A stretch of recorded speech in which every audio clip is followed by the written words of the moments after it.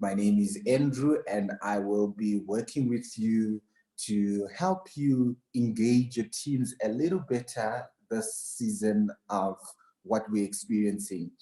As we engage on this webinar, again, it is ideal for us to be able to make value of what we are working on. Again, it's a behavioral skill that we'll be looking at, and hence it is not a once-off result-based engagement. As you look into this, it ideally should give you an idea of what you could do to get started with your team engagement process if your teams are already not engaged, and if you need them to be more engaged, perhaps this will give you a bit of some ideas around how you will be able to engage them better. Other than that, I hope you find this valuable, and feel free to add any commentary or any feedback in the chat box as we go along, so that we can be able to assist each other effectively. I'm the facilitator. You bring the conversation to the table after sharing a few noble wealth of your information. Having said that, as we speak around team engagement this morning, I want us to the first thing that I would like us to look into is, how would you define your team? How would you define your team? And the first exercise I'm going to ask each one on the group to please do is to take a moment, and maybe I'll give it a minute or so. Take a minute to try and define what your team is like at this stage. How would you define your team currently? If you're a team leader, how do you define the team that you're leading? How would you define, what are they like? How would you define that team? If you are a team member and you're not leading any team, but you're part of a team, how would you define the team that you're currently leading at this stage? I'll be interested to learn and hear from you, so that after a minute, I'll ask each one of you to unmute yourself and share what or how you would define a team, and specifically a team that you're part of or a team that you are leading. I'll be interested in your views. So the dictionary won't help, Google won't help. Give it to me as you would define it in your space. A minute from now.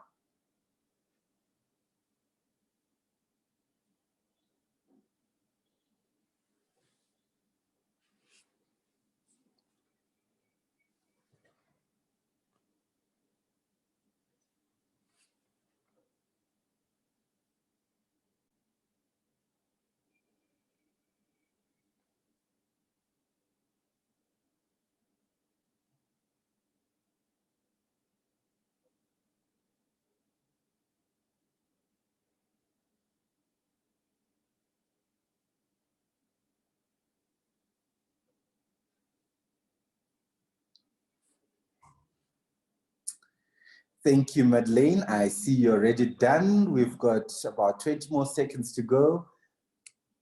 I love how you define your team: dynamic, goal-oriented, and loyal. Lovely. I love those words, those descriptive words. Beautiful. 15 more seconds for the rest of the team. I'm going to ask you to unmute yourself and share how you define your team, and I'll go according to the participants list. I don't know where to go in. I can't tell your name. Johan Besaidner? Yes, go ahead. Please introduce yourself. I missed your name. Johan Besaidner. All right.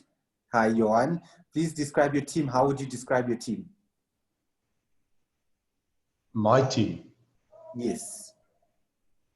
Well, I think I've got a dedicated team, and they are committed and try to do their upper best, whatever they do, and with a big emphasis on client services.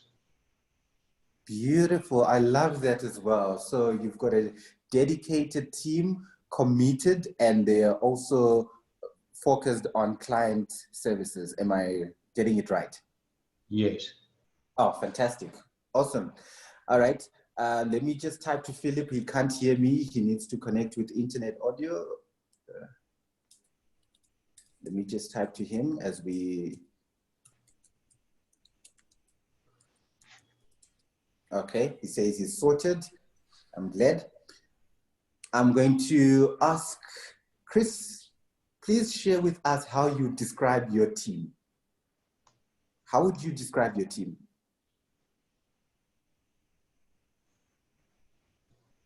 Please note that you are muted in case you are speaking.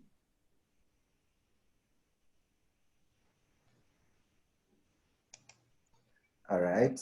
I assume Chris is held up at the moment. Almarie, how would you describe your team? Hi. I would say it's in our team. We support each other. We are a good unit, and I also think we are a strong team. Fantastic, awesome. I'm glad to note. So you're a strong team. You're also supportive to one another. That's beautiful. I'm going to, as I've heard from Madeleine, I've heard from Johan, I've heard from Elmarie, and Philip, how would you describe your team? Oh, all right. I think we're a strong team. I think we have some, places where we can improve on, and I think the places we can improve on is getting to work according to our strengths. I don't think everyone is always in a position where he is in a place where he's working with his strengths, but sometimes they have to adapt within the role, and it's a place where it's not one of their strengths. Thank you very much. I love the analytical observation of that, working towards the strengths of each team. Chris, are you able to unmute now and share with us how you describe your team, perhaps?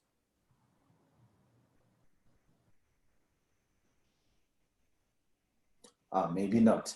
All right. Having heard from each one of you around how you describe your team, it gives me pleasure to note that we also have something positive to say about the teams that we're part of, which means there is some form of appreciation for what you've got. And a lot of us do not realize the impact of how then, when you're working with a team, the value of teamwork and team engagement being something that becomes the foster of everything that we work around as we deal and work with teams. In that very same vein, it is, for me, one of the things that I love to encourage and look into when we talk of team engagement is to define a team as more than just a collection of people. And this is something that I gather also from many of your descriptions of how you describe a team. It is more than just a collection of people, but more an emotional force. Now, it's interesting to note that yesterday, for those that were joining in, we're talking about emotional intelligence and how it can bring a team together. When we talk of a team in this case, we are looking at it as an emotional force. I think that's a powerful phrase to describe a team. There is some emotions that are being shared and it's a force. So when something is a force, it's tight, it's unit, it's driving in one pick. And I think that's one of the elements that we also need to identify. What is the emotional force, the foundational emotional force that we have in our team, in your team? What is the foundational emotional force that is, again, as it continues, it says, rooted in the feelings, thoughts, and actions of all members? What are those thoughts, feelings, and actions that you'll be able to identify in your teams that you share with one another? Could it be that there is love for one another? You genuinely love one another. There is some form of affection toward one person. There is possibly some joy, some happiness that you find together in that team. And possibly that is what it is. There is possibly elements to do with their thoughts that are shared about the team.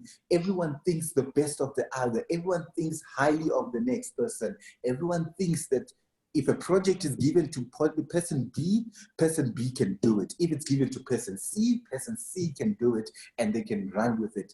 And also the actions, when someone does something, there is goodwill in the action that is done. What are those thoughts, feelings, and actions that are rooted in your emotional force? What are those thoughts, feelings, and actions that you see, that you feel, and that you think of when you look into your team? And with that, there is also a common goal, and this is the end goal. What is the common goal that we want to see getting to at the end of the day? And I love when we talk of common goals to say it's something that everyone can see. It's a picture, almost like a color, where when you can see a color, in this case, when you see hands, you're able to see the different shades of hands together. You're able to see that there is a bulb in between. And no one is seeing this as something that is standing alone, but merely they're able to see the very same thing. And this is what I love about it. And I love, there's a phrasing that I learned from one of my colleagues who says, sometimes in teams, we've got to remember that in whatever we look at, we've got to be speaking in one language, one voice, and displaying one unit. I can imagine what it would be like in your team if everyone was speaking a different language. Perhaps Philip speaking French, Christopher speaking Spanish, Elmarie speaking English, Johan speaking another language. How would that team be like? What would be the interaction? What would be the actions feel like? Would there be a common goal at all, having looked into that? So yes, we come with our differences, but we've then come together for a common goal. That common goal may not necessarily be the end goal for you, but at least there's some form of compromise that have put you together to say, yes, we wanted to get all the way to 400 kilometers, but because we are only as strongest as the slowest person amongst us, perhaps let's run or let's move up to 200 kilometers. In the team, we would have loved to hit a turnover of $5 million this year. But because we are as slowest, or we are as greatest as the possibly the most inexperienced salesperson in our team, perhaps we'll only be able to reach 3 million as our target. And what that happens is everyone else is able to see that target within reach. And that is the common goal that we're talking about. And this is the common goal of achievement.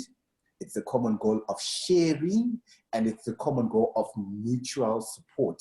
And I love the phrase, the mutual support, because simply it really reminds us that it's two-way. It's an ecosystem. It's everyone is coming in.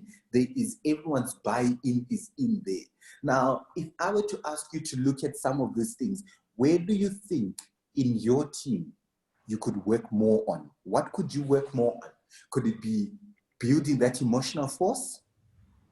Could it be identifying and developing the feelings, thoughts, and actions that you have as a team, where people may not feel that this manager that we've got is the best team leader we could have? Could it be in the thoughts that someone in your team or somebody in the team that you're a part of, you feel as though perhaps they don't think positively about the next person or highly about the next person, or at least they don't think that they've got the right leadership in place? Could it be that also perhaps there is no clarity on what the common goal is? And this is an element where you identify, do we know what we want to achieve at the end of the day, at the end of the week, at the end of the month, at the end of the year? What do we want to achieve? Do we have clarity that of what it is that you are looking into, what that common goal is? And last but not least, do we know what is the mutual support? Do you feel supported? As though also, do you support the next person?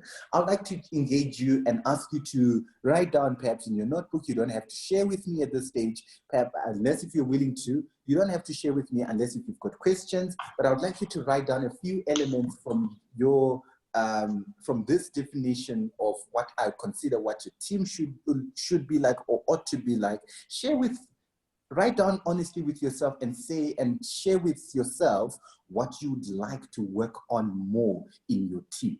I'm going to give you about 30 seconds to just wrap up to that. Philip, I noticed your question. Yes, you can type questions whilst I'm speaking, and then like in a moment like this when I'm paused, you can then verbalize your question if it's something that's a little bit long. Okay, so I can verbalize now. Yes, you can. Yes, so while you were talking, you were sort of explaining the perfect scenarios of when we've got teams, but in the real world, getting to that common goal, we often work in silos and we sort of forced to drive towards a common goal because that's what's expected by the organization. How do we sort of pull the team together into one direction? Will this still be covered in the course? So yes, we will still cover how to get to that common goal, but I would love now at this stage in time, if your challenge is identifying or if you realize that you don't have a common goal in your team and it's not common, then that's possibly one of the things that you want to work on that you're writing down as we speak now. Okay, so working now what we need to work on in a team. Yeah, so what is it that, do you have an emotional force? Do you, what are the feelings, thoughts? Are you happy with the feelings, thoughts, and actions in your team? Is the common goal clear to each and every member in your team? Is there mutual support in your team? If not, you want to write down what is lurking in your team at this point in time. Okay, thank you. Pleasure.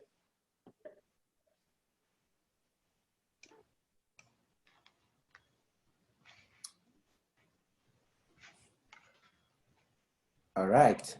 I'm hoping you have written something. Any questions relating to what you have down? What are your challenges? What are your fears? And I'm going to start by looking at prompting the conversation that Philip had already started to say, in reality, it's difficult or it's unheard of having a common goal. What are the challenges that you fear working towards that element that is missing in your team?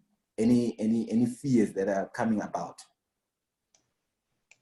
Are you feeling, is there any point that you feel is irreparable in your team that is not there, or something that you feel we've reached our peak, we cannot work towards changing A, B's thoughts about C, or at any point in time? Anything of that sort? If none, please feel free to type. I think what Philip has said, it's always what is the common goal of the organization as a whole. I think that's a tricky part. So what he also said, working in silos and everybody for themselves, because they had to see that they reach their goals in their department or section. So that's always the tricky one, to see the big picture of the company as a whole. So that's always the difficult part. So for the department, it's fine. They know what their common goal is maybe and what they want to achieve, especially in one of my departments where they are production driven, so they knew what they must do. But at the end of the day, to see the bigger picture and what is the common goal of the company as a whole. Awesome. All right. Thank you for that contribution. I'm glad to note. And yes, we will look into how do we look at the bigger picture and how do we phrase the bigger picture, make sense to the department, make it make sense to the individual so that they see what they're contributing, and we'll have a conversation around that. Any other contributions, any other fears that we're feeling from the audience? I think that the one thing is as well, you know, what people needs to know is the why. You know, what's the purpose of doing what we're doing. So I think they know how to do it and what to do. But it's always to work from the inner side, and that's the why. Why are we doing this? What's the purpose and the belief in doing what we're doing? So I think that's very true.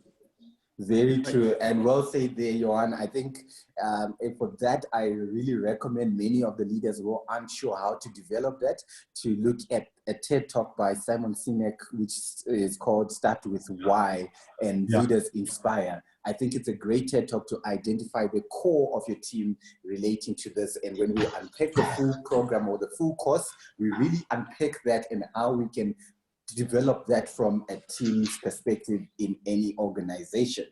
All right. I can just add to that. Yes. Often the individuals know the why part, but they don't know how their why part, they're doing it, they know why they're doing it, but because the team is integrated and they don't know how their why often impact other team members. So I'm doing it because why we need to achieve A, B, and C. But eventually I'll achieve A, B, and C. But often their why has got a big impact on other team members. So if they're not, let's say, efficient enough on the why, it impacts other team members, and that sometimes makes it very difficult for other team members to achieve their goals. If the other people, they know the why for themselves, but they don't always know how their why impact other people in the department. Fantastic. I love that contribution. Thanks again, Philip, for your contribution there. I'm loving the interaction between Johan and Philip so far, and I'm hoping the others will join in when we start this conversation around the behaviors your team members display, because it really emanates from what you're sharing, that we've got this incongruency that is happening amongst team members, and we're not so sure whether they are clear on the bigger picture, on the why of the bigger picture, or they're buying into that why, or we are also not sure whether they know what to do or how to do it and so forth. And this again opens up another conversation called situational leadership, which is not what we'll cover specifically today, but we will unpack it, the basis of it, as we engage on the behaviors that we see in our team members. Because when you look at situational leadership, we then identify at what levels of leadership are our team members at, and how do we best support them. I usually give an example of a very simple example to say, when you have your 5-year-old, 3-year-old, 4-year-old son or daughter, your very first task when you ask them to put some juice or water in your glass, you might not straight up along go and ask them, can I have something to drink? I'm thirsty. And you anticipate they know what to give you. You know, you might want to say, can I have a glass of water? So that you're almost telling them what it is. But if you're going to tell a 20, 30-year-old someone that someone is thirsty, the very first instinct, you expect them to know what to do or what to give you when someone is thirsty, a glass of water. And as a result of that, there's differences in how we communicate to that. But it brings us to the element of understanding what kind of behaviors do our team members display. And for this, I'm going to use the prominent disc profiling system that is used to almost identify a basis of identifying and almost stereotyping the different types of personalities that we're dealing with, the behaviors that you see in everyone. And I'll be interested to say, if you don't know also what your primary profile or personality profile is, I would encourage you to look into this. I may also send a resource to you after this masterclass to help you identify what your primary behavior that you display on a natural point of view, what it would be like, especially in the workspace. But when you look into this, the disc profiling system allows us to review how we behave amongst other people in a space. And if we look further into it, if we go into detail, which we're not going to do so in this specific masterclass, that's part of the bigger program, you then identify the behavior that you display when all is well, the behavior that you display when you are under stress or when you're overwhelmed, the behavior you display when everything is going right. We've got these multiple personalities in many of us. And yes, you find that a number of people say, I'm the very same person at home, at work, at school, wherever I am, I'm the very same person. But you might find that there are underlying personalities, underlying nuances that you display that you may want to be aware of so that your team members can also be cognizant of what it is that you're displaying. In this very same case, we're looking at if you're a dominant person. So the dominance is the drivers of the system, the drivers of a team. Now, do you have any dominant people in your team? Do you have any drivers in your team? These are the people that are direct, they're very decisive, they're very independent, they're put to the point, they've got the bottom line, they're results oriented, and they've got nothing to stop at until they get to their results.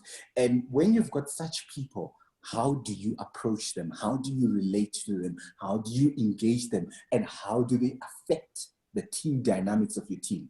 And with that, I would engage you or encourage you, when you've got dominant people, sometimes when you want to have a team engagement conversation, you want to engage these dominant people possibly last. Because what's going to happen is they will set the tone, and then that is how the conversation will go. But you will then not always have the authenticity of thoughts, consideration or submissions, or perhaps suggestions from those that may not be dominant. So you've got to look out for the dominant people. If you are a dominant leader, it's essential for you to be aware of it. Now, there was a time when by the way, this changes from time to time, so it is essential that you do this as often as you can. I last did mine we're in April now, so I did mine in February, and it had also changed, not dramatically, but it had also changed, and it's interesting to see how it's changing with the different leadership roles that I take or with the different experiences that I go through. Now, at a point in time, I was very dominant. And dominant to the point that if we were to look at the passive-aggressive continuum, I was borderline aggressive when I had something that I wanted to do. And it affected the team to a point where at some point, one of my team members says to me, if you're going to prima donna manage me, then you might as well do everything yourself. And I was very comfortable with doing everything myself because I trusted my own work, and that is how it was going to go. In that very same vein, we lose the aspect of how a team functions. If everyone in your team is like you, then there is chaos. If everyone in your team is like you, works like you, then you are likely to experience chaos. Think of the times where you're feeling despondent and everyone in your team is feeling the same way. Think of a time when you're running behind schedule with your project and you're very much irritable and everyone in your team is irritable. How would that result in the workspace or in the results or the goals that you want to achieve? It might destroy the team element. But remember, again, you don't have the capacity to do everything. No matter how great you are, no matter how much capacity you've got in terms of your bandwidth, at a certain point in time, a rubber band will break. And you want to avoid that. And that is why you want to always remember that you've got a team and you're part of a team and you want to contribute to that. Now, on the other side of it, you've got people who are influential. Now, these are the people's people. They are very well versed and aware of what's happening. They are optimistic, they are social, and you find that most of these people are more of the very, for lack of a better word, the manipulative people. And I always say manipulate and influence are synonyms, just that the other one is seen in bad light. But what is happening here with the influencers, they come out nice to you and say, I see you want to knock off at 4:30 today, and you see we're still behind schedule with our project. Don't you think it would be such a brilliant idea for you to stay on and stay with the team so that we can all do this together and be at the same space? Despite that this person has already done their work, this influencer wants to bring this additional person to the party so that they can also now contribute to what works in the space for everyone. Now, an influencer can also have become, for lack of a better term, a manipulator. And then a manipulator will come and say, you know, been doing so much work and I helped you 2 weeks ago with the project that you were overwhelmed by and so forth and so forth. If you still love your job, I think you need to show some sort of commitment to our goal.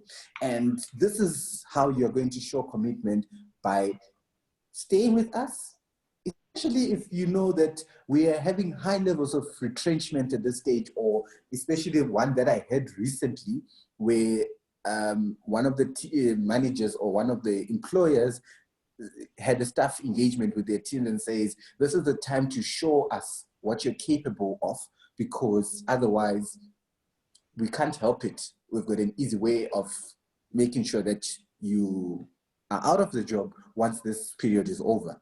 We can reasonably say it. So other companies are doing it. There's nothing that's stopping us from doing it. That may be received and can be received as something that is manipulative, to use the situation to your best advantage. Manipulation now, in the very context that we bring it in, speaks to when you want to use a certain situation to your advantage. Influence, however, speaks to using the situation to the benefit of the team as a whole. You're looking out, it's not about you. And especially if you're looking at engagement of the team members, it's really not about you. I'm going to read a comment here from Almarie. It says, I'm not a dominant person, but previously I also only trust my work. But all team members must learn how to do specific tasks to decrease your workload. That's right there. It's interesting to note, I also felt similarly the same in terms of me not being a dominant person, also not being also, in a case I was not a driver. And by the way, there's nothing wrong with being a dominant person. There's nothing wrong with being an influencer. There's nothing wrong with being steady. There's nothing wrong with your conscientiousness or your compliance. What we're simply putting out there is you've got to identify. So you are a driver. You are a driver. You want a certain way of things done. And I still don't trust many people's work. I still don't, but I am aware of it. So what we're trying to build in this, especially also in your team, Almarie, in this case for you, if you look into it, what you want to look out for and what you want to think about is, how can I give the BOD, the benefit of doubt, to those people with a time period? So if you're going to delegate a report, say, that is required on Wednesday next week, instead of waiting and instead of trusting wholeheartedly to say, all right, I'm hoping that I'll see that report on Wednesday next week in my mailbox, what you now look out to, instead of checking every single hour how that report is coming up, you then suggest, perhaps when can we check in to see the progress of the report? And you get buy-in from the person to let you know when they are. What that allows you to do is you bring that person in. Instead of telling them what to expect, you now buy them in, or you buy their engagement in. So this is why we're looking into these different profiles. Again, there's nothing wrong with any of those profiles. It's just an understanding of how you would approach them. Second element, or we spoke about it, we're looking into the influence side of it. So the influence side of it is looking at, how do I engage? How do I almost buy this person's appreciation and engagement? I'm known very well to try and know when to approach a person. Now, this speaks to something that I learned from early on, and especially for those that engage with a lot of people, you would know that Monday mornings are not the best of times to raise a very contentious issue, right? It's just almost like an unwritten rule out there that Monday mornings, people are not feeling themselves. Neither is it a great idea to bring a challenge on a Friday afternoon at 3 p.m. or at 4 p.m. just before people knock off. So you now want to identify, when is the best time, when is the best opportunity for me to bring certain people into the space. So you want to be able to know when is the best time, who is the best person. And it comes also to the question that is being asked by Philip, what if I have no authority over that person, same level? Now, as it may be, if you're a leader or if you're a team leader or if you're a manager, you must always remember you still also don't have authority over anyone, whether you are the CEO or whether you are the team leader or whether you're the owner, you still have no authority over that person. And this is another something that we unpack in the full program where we talk of control and influence. So you don't have control or authority as it may be. What you have, if you're in a senior position, you've got what we call influence. And this, again, is unpacked in greater detail, but it stems from where John Maxwell says, leadership is influence, nothing more, nothing less. But what you want to do is with your influence, right? You want to be able to get that buy-in. And when you look into that buy-in and you're at the same level with someone, you're simply identifying what's in it for that person to be with me on this journey that I'm walking towards. If you are dealing with, and a lot of people can relate to this, or the more people that can relate to this are most likely going to be entrepreneurs or people who are in business partnerships. There is a study that I was looking into about 2 weeks back that shared that approximately 92% of people who are in business partnerships do not always see eye to eye, or generally don't see eye to eye. The other one is feeling like they're giving more and the other one is giving less, or the other one is not seeing the bigger picture, or the other one is seeing the lesser picture. In a business setting or in a work format, you always also have, even in team members, the other one will feel like they're doing the bigger challenge and without understanding that it is. So you want to be able to have people who are being influenced. And if your team member who is at the same level as you are is not being influenced, then the challenge to you who wants to influence or who wants to get a certain outcome is to help them see that picture, is to help them see the beauty of working towards that common goal that we spoke about earlier on. And you now go into depth in identifying the teams. And like I said, in a full program, this is where we identify, are your team members driven by fear of pain, or are they driven by the seeking of pleasure?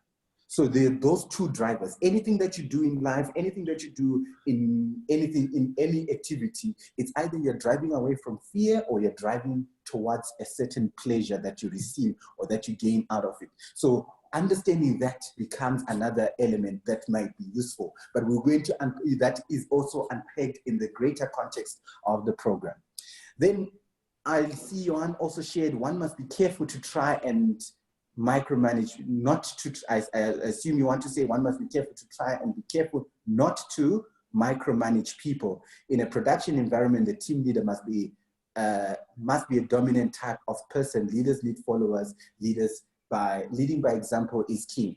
That is another opinion that is there. And yes, there are times where we need people who are drivers or who are possibly dominant leaders. There are times for that, but I wouldn't generally use the word must. And this is again something that we can unpack at a later stage. We've got to remember that at each and every time there are different types of leadership: bureaucratic, autocratic, altruistic leaders. And by so stereotyping certain leaders to being better, we fail to identify the situational leadership aspect of it. So we've got to just think along those lines to say, in this space, like you say, in the production environment, we may need dominance because of a certain outcome that we may want. But also you might find that in other environments in the same space, if you've got the right team, which if you look into some of the studies by Patrick Lencioni, he talks about the ideal team player who is hungry, humble, and smart. You want to be able to identify at what stage are they at and what is it that they contribute towards. And we look into that. As we go on to the next slide after this, I will be sharing something relating to something that was also shared earlier on that will help you with your teams in building that common goal together. Then we look at the dominant side of things and we looked at the influence. Then we've also got the steady people. Now these are not necessarily slow people, despite that I would love to call them slow because I'm more on the other side. you want to see these people as the cooperative team players. These are the people that generally appreciate working in a stable environment. They're very great at listening. They are very great at engaging people and just being the people that are supportive. They are there to hear you out, listen out. If you've got a suggestion and you want to run by it, they're willing to take instruction and run with it. They avoid conflict in most cases, and they don't want to naturally change much in the space. Now, you would find these people most likely, if we were to stereotype them, we would usually find these people in the HR space. They are there to listen, or you'd find them as psychologists, or they would find them as people who are in the people space.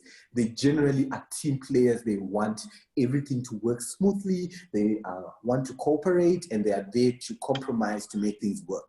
These are also different types of behaviors, and they can also be leaders. They also make great leaders. We can look at different examples of steady leaders that we have had in society that have made an impact in that space. But you want to identify them. You see, these are some of the leaders that are said to be leading behind the team. They are there to put their team forward, and then they execute their mission. Then you also have the compliance type of behaviors. The compliance type of behaviors is that where you've got the cautious and the concerned. They are meticulous in their data and how they approach situations. They try by all means to also ensure that with whatever they do, they have carefully analyzed the situation and it is clear. They are almost what we would call risk-averse people. They don't want anything that can bring about any form of risk that is unwanted in a space. And if we were to stereotype them, we would say these are naturally in an environment. You'd find them either in the finance space. These are the people, if you're in marketing, that are going to say no to your budget, or that are going to say, before we plan that year-end function, let's think about this. Let's go and do some research. Let's go and do some analytics around how this would work. You might find such people in your spaces. But even in the workspace, these can be found anyway. They are there to just make sure there is compliance. We are sticking to the rules. Rules are not meant to be broken. Rules are meant to govern us, and we want to work ahead of that, or work with that in mind. With that as well, you look into this. Again, there is no better personality than this. So don't feel like you need to work on your compliance so that you can be better, a better leader, or you need to work on your influence so that you can be a better leader. What this simply encourages you to do is to be aware of when each one of you, because according to the studies, each one of us has got an element of each.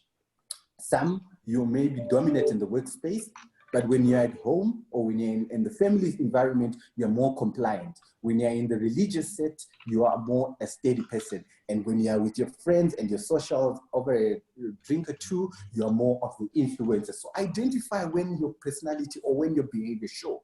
But with the benefit of what we're looking into relating to teams currently, my challenge to you is identify where your team are, or what your behaviors your team are at.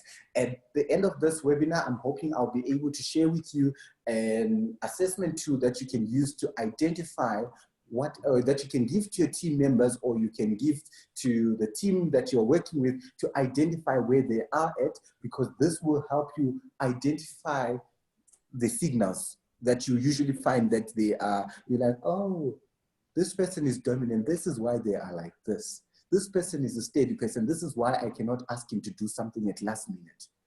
You then learn to understand your team a little better from there. So this is some of the behaviors that you might want to look into when you're looking with engaging with your team members.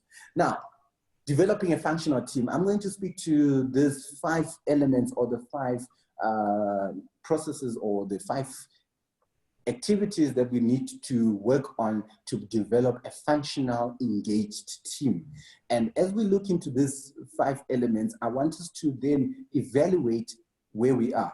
Just like Maslow's hierarchy of needs, we can only build from where we are, and we will see the crux of it where we want to be.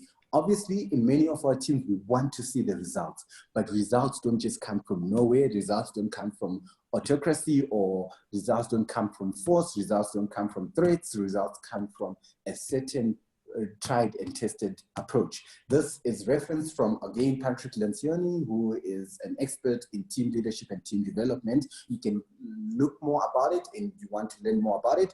If you want to unpack about it in terms of your specific organization, this is something that we engage on if we do the full program as we look into it. But the very basis of everything is trust. Now, where does trust come from? Any ideas that you can share in the chat box? Would you trust come from? Where would trust come from? I want us to unpick the element of trust, because that's the basis of it. That's the foundation. What do you think, or where do you think trust would come from?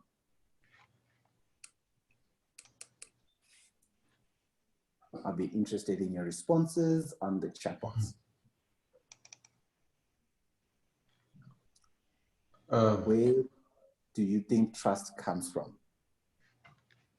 Anyone? Well, I think one thing is your employees, they must know where they stand with you, and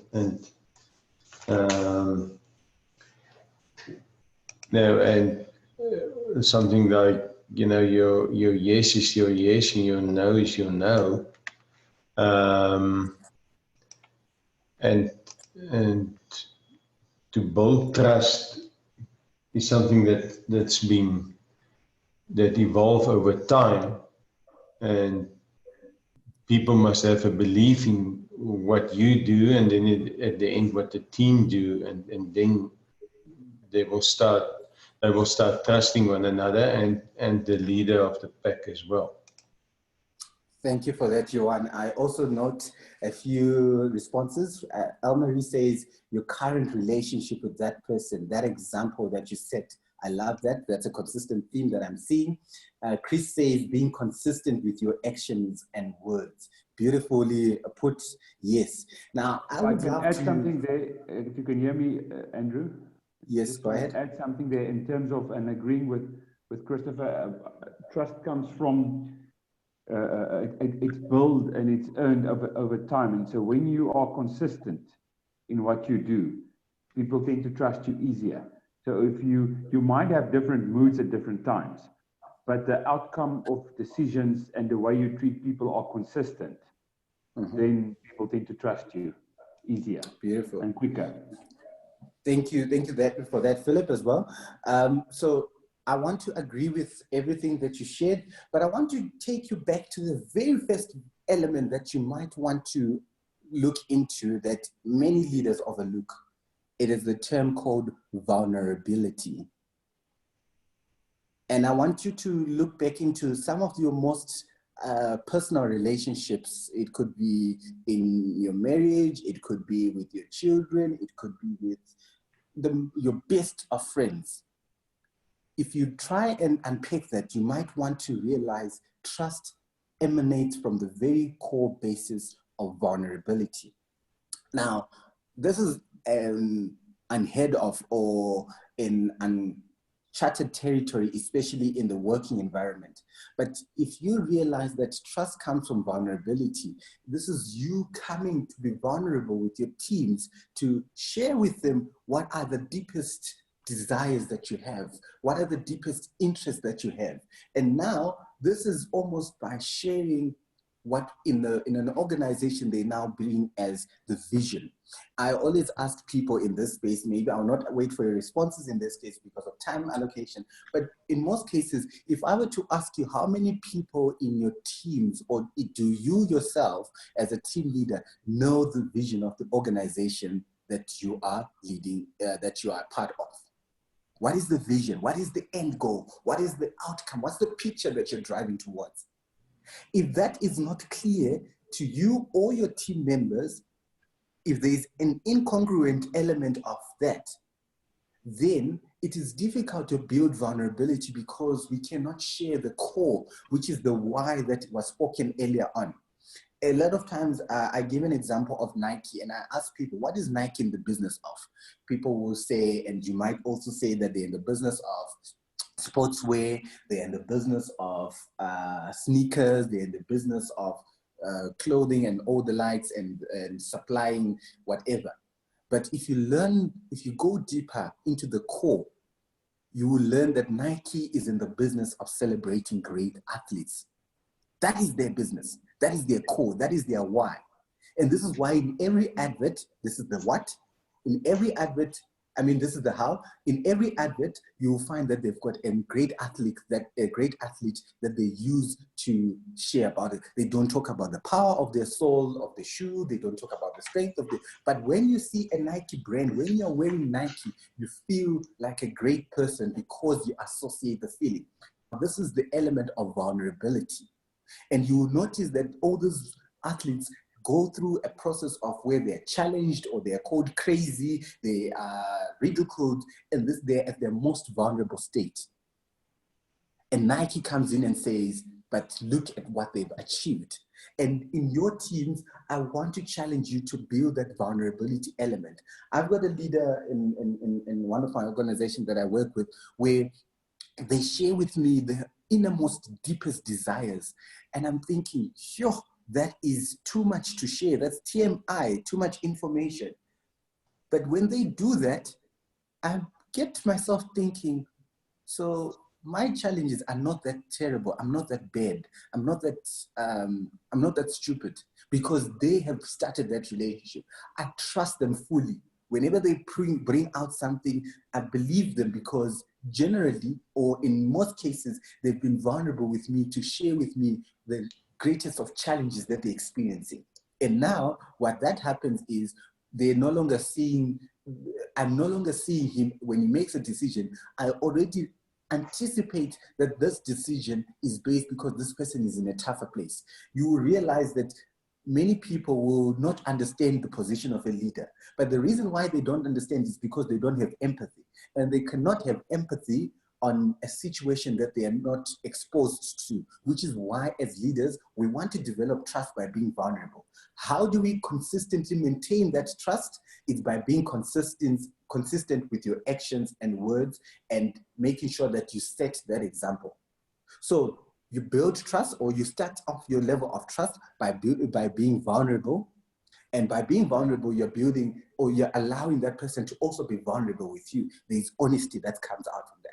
And from then on, you maintain that relationship by being consistent with your actions and words, like Christopher said, and also like Elmarie said, by also setting that example. And you continue with that. Now, the result of that is what Johan shared earlier, where you say this is when they know that your no is a no, your yes is a yes, when they understand, because they understand where you're coming from, right? Now, the second level to this, after having built your trust, is ensuring or allowing for conflict. Now, conflict also has a negative connotation, but if you look into it, the conflict that we're speaking about here is what we call healthy conflict, which is what in other spaces you might want to say, we allow for debates. What's your opinion? What are your thoughts? How do you see this? What would you think? Allowing those small, simple questions can bring about difference of opinion. Now, if there is fear of conflict in your team, you're building a dysfunctional team. If there is fear of conflict in your team, you're building a dysfunctional team. Where there is no resistance, there is no progress. If everyone is continuously saying, yes, sir, yes, ma'am, yes, sir, yes, ma'am, you might want to check whether you are progressing in that organization. Because in many cases, you want to see that you're dealing with a human being who's got thoughts. How often, if it's every day in life where everyone is saying yes, yes, yes, how will you know if your thoughts, feelings, or actions are aligned? You want that person to say to you, I hear you, but have we thought about A, B, C? And this is an exercise that I'll challenge you as leaders to do, to bring out a possible wild idea, but make it somewhat realistic. A wild idea that you're not necessarily that you're not necessarily seeing as a good idea, but bring it to their attention and assess how the responses come. When you find that everyone is saying yes, there might be fear of conflict in your team, and you might want to address that as soon as possible, because you cannot build commitment where there is no conflict. So you want to build vulnerability so that you can have trust. And once you've got trust, then the people can trust you with their opinions, with their suggestions, with their thoughts. And once they trust you with their thoughts, suggestions, then it allows that debate, which is the conflict that we're talking about. And when you've got conflict and you've got a debate where you've got A who thinks this way and you've got B who thinks this way, you might then work out a certain element to say, all right, seeing that we all want to get to a certain destination, but we're not willing, no one is willing to come to my place so that we drive from my place, or I'm not willing to start from this place, there is commitment. And where there is commitment, how do you develop that commitment? That commitment comes from, you then have buy-in to say, all right, I get your view, I get my view, so what do we do now? All right, instead of that 5 million turnover, let's have 3 million. How does that sound? Okay, willingly, I will take in. Oh no, I can only do 2.5 million. And then there's commitment both ways. Remember, a team is everyone. So once you see yourself as a team leader, you've got to remember yourself. You're simply the influencer, or you're simply the server in this team. You're talking of servant leadership in that team. You facilitate the engagement. And this is where the commitment comes in. And where you look into commitment, it's, I will do what I have to do to meet the goals of the common functionary of the team. Now, if it is your goal, if it is your wish, and no one else shares the same emotional feelings, thoughts about that same goal, likely you're not going to have commitment. And where you don't have commitment, you can't hold me accountable when I'm not committed. For you to hold me accountable as a team member, you've got to have made me commit to something. This is where we look into the elements of saying, right, all right, seeing that we're going to have 2.5 million turnover this year, what does this mean? It means by the 6th month, we need to have reached 1.25 million. Are we clear with that? Are we good with that? Yes, I agree. All right. That means by the 3rd month, we need to have reached 6.75, 675, whatever, thousand rand or US dollar in terms of that. Okay, are we committed to reaching 675 in the 3rd month? Yes.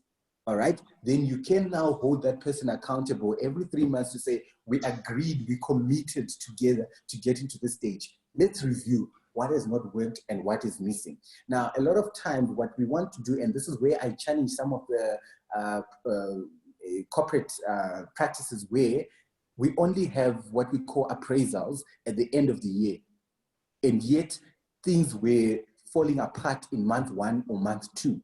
We did not address them then, we waited until year end. Now, if we look at the end goal, which is results, how then do we achieve our results? We are now no longer focusing on building a team towards the common goal, which is the result. We're simply now focusing on how to correct an individual instead of correcting our process. Remember, as leaders, you lead people, but you manage processes. So when you manage processes, you are simply now doing what they usually call micromanaging the process, evaluating if the process is working, and leading to the people to help manage the process. So people manage processes, and leaders lead people. So you want to be able to identify where you are working towards from that point in line. And from then on, you then focus yourself on identifying what then do you then achieve. In my case, I'm going to share a few things that at this point in time that you can start off by working towards to ensure that your team is engaged and is able to facilitate, especially in this time where most of us are in uncertain times and we're experiencing a lockdown. I'm going to share with you some of the 4 techniques that, 4 things that you can immediately start doing by engaging with your teams from a distance. And the first one is you've got to try and now start to listen and listening actively. And one way to do this, and especially I recently had a conversation that I never used to, that I would never have had with my mother, but I also challenged me to look into my professional setting. And you realize I refer a lot to some of the things that happen personally, because charity begins at home. Where do these traits begin? Where do these traits start off from? So in engagement with my mother, I realized this is not a conversation, but I had to bravely put myself to that position and share with me. I generally don't ask such questions, but I'm now willing to work towards it or to learn around it. And from that, she was willing to accept the flaws of the way I would ask questions. The same thing you can do with your teams. If you start engaging them, if you're not usually used to asking them how they are doing, how are they feeling, how is this situation, how is this period, how is this pressure affecting them? If they're not used to you asking, don't ask it as though it's normal for you to ask. Be upfront and then ask them those questions to say, how is this? How are you doing? How are you feeling? And listen, don't interject. Sometimes they don't even want your solutions. Don't come back with solution-driven situation. Let them ask you for solutions. Listen, just be at a point where you are listening. And this is not hearing, this is listening and just taking in what it is, allowing them the opportunity to, for lack of a better word, to vent to you. Once they do that, remember, you're building that element of allowing them to be vulnerable. You're creating a safe space for them. Secondly, empower them. And empowering them is not telling them what to do. It is allowing them time to, they've got a challenge, they've come to you. What do you think could work? We've got this project and we're stuck at this stage.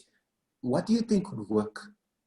You've got a team member who always comes to you or always goes to someone else when they're stuck with a problem. Remember, feed a man with fish, and you always have to do that. Teach them how to fish, you then have liberated them or have empowered them. How are you going to empower your people? And sometimes it's in skills development, like what we are simply doing right now. You don't know what you don't know. They don't know what they don't know. So you want to empower them to ensure that they also get to learn about something. Realize, help them identify. When you listen, sometimes you realize that something that they may not know becomes a level in terms of the consciousness pyramid or consciousness element. We're looking at a position where now they realize they are consciously incompetent or incompetent in a certain space. And when you then get to that point, you then allow them or invite them to the empowerment. So empowerment is skills development. And this is not in what you want them to learn, it is in what they want to learn. Remember, it's about them. It's not about you. Leadership is not about you. It's about them. In your space, you want to check, is there empowerment in this space? Last but not least, it is to also then engage in advice. There are times where some people really don't know where to start, right? And this is after a time, having listened, having empowered, take time to advise them. Have you considered this? Now, why did I put advise? Advise specifically and not tell.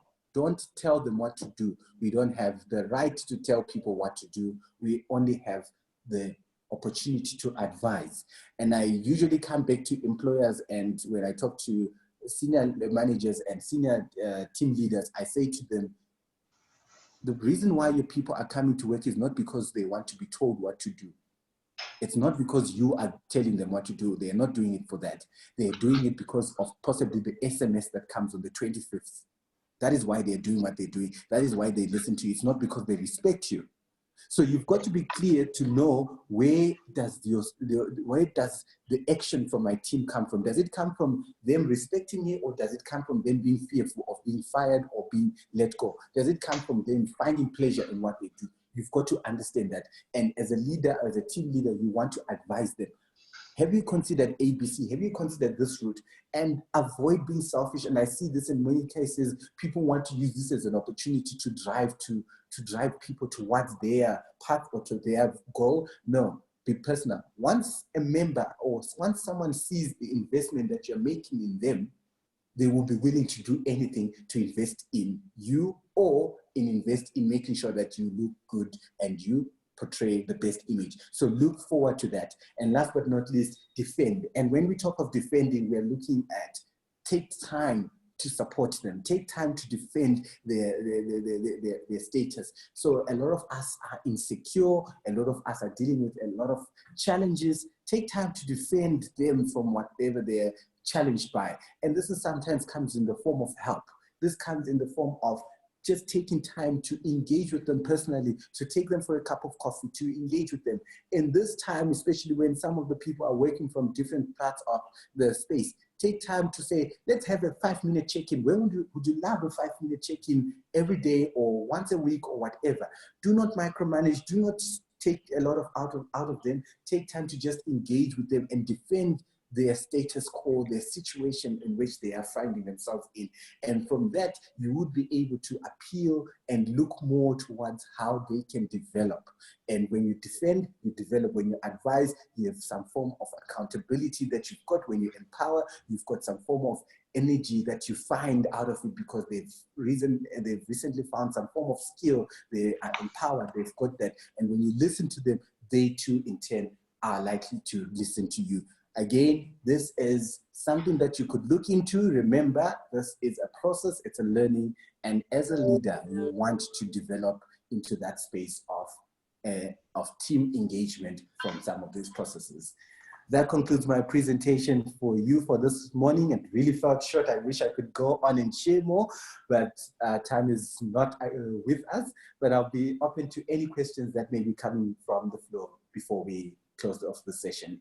If you have to rush off to another engagement, you're welcome to. Please feel free to share your feedback. I think you will receive feedback, and I will also share the slides if there's anyone who's interested in them, and also including the resources that I shared